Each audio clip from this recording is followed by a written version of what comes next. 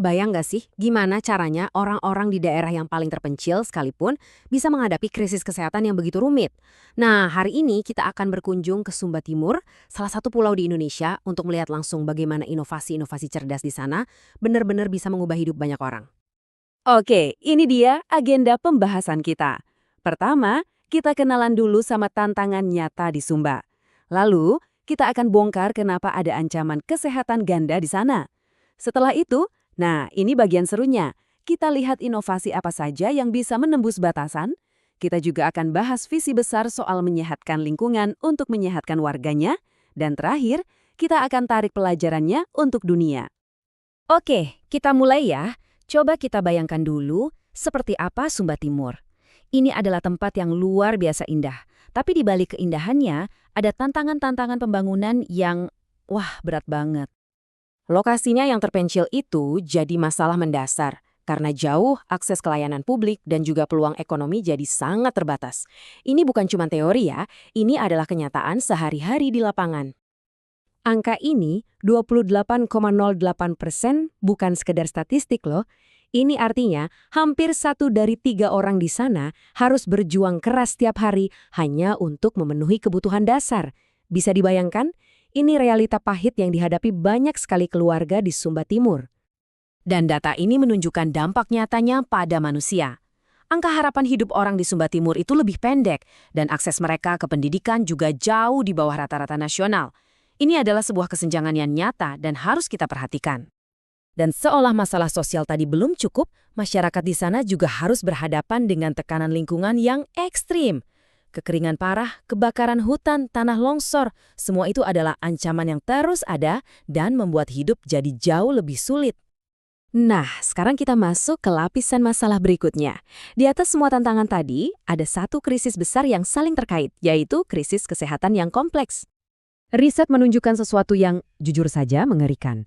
Ketika seseorang menderita TBC dan HIV secara bersamaan, kedua penyakit ini seolah bekerja sama untuk membuat kondisi orang itu memburuk lebih cepat. TBC pada dasarnya mempercepat perjalanan HIV menuju AIDS. Jadi, ini bukan 3 masalah yang terpisah. Ini adalah sebuah lingkaran setan. HIV melemahkan imun, membuka pintu untuk TBC dan malaria. Setiap penyakit memperburuk yang lainnya. Coba bayangkan betapa beratnya beban ini bagi pasien dan juga sistem kesehatan di sana. Oke, tantangannya begitu besar, masalahnya rumit. Lalu, bagaimana solusinya? Nah, disinilah inovasi berperan. Jawabannya ada di situ.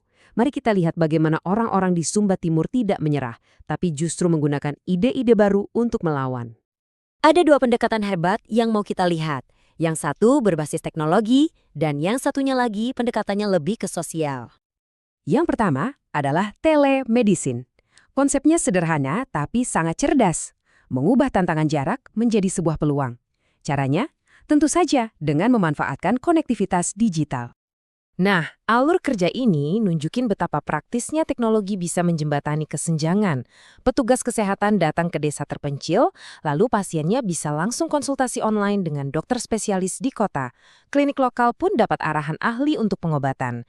Ini secara dramatis meningkatkan kesempatan pasien untuk dapat perawatan terbaik. Sisi lain dari inovasi adalah inovasi sosial. Ini contohnya, menggunakan data untuk memfokuskan upaya pencegahan. Jadi nggak salah-salan, mereka melihat, oh tingkat infeksi HIV baru ternyata sangat tinggi di kalangan remaja perempuan. Oke, berarti fokus utama pencegahannya ke sana, tepat sasaran. Tapi, teknologi dan program yang terarah itu baru sebagian dari jawaban.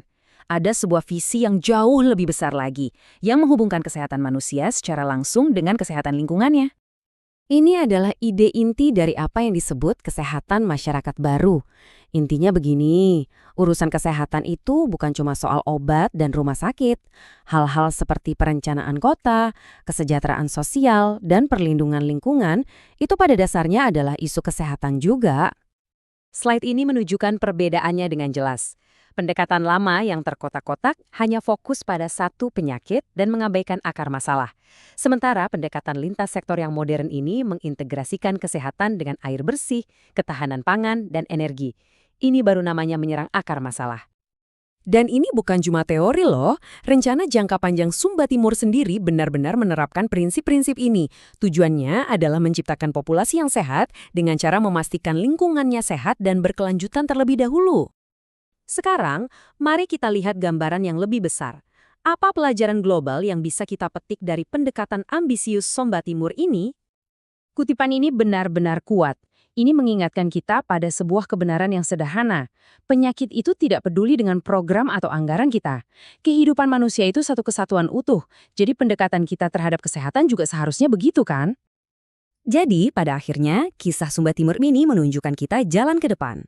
Ketahanan kesehatan yang sejati itu tidak dibangun dengan melawan satu penyakit pada satu waktu, tapi dengan memperkuat keseluruhan sistem yang menopang kehidupan, sosial, ekonomi, dan lingkungan. Jadi, apa pelajaran terbesarnya?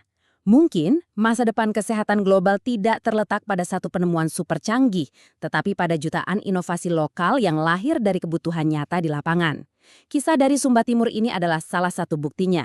Pertanyaannya sekarang adalah, inovasi seperti apa yang bisa muncul di komunitas Anda?